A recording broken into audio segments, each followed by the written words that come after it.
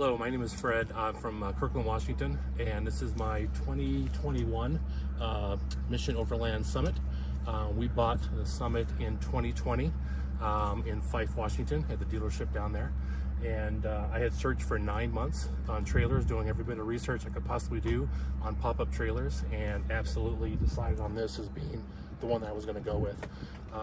Been very happy with all of the accessories that it comes with, the way that it's set up. Of course, everyone does their own little adds to it to kind of personalize and customize as they want to.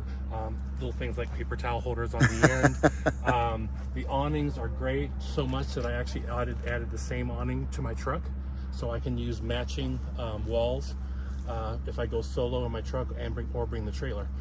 So the quality of what comes with the trailer is absolutely there. This year we're going to be doing a trip down to the Pacific Northwest Expo. We're at the Northwest Overland Rally now. I'll also be doing a trip up into Whistler, where we do a lot of hiking.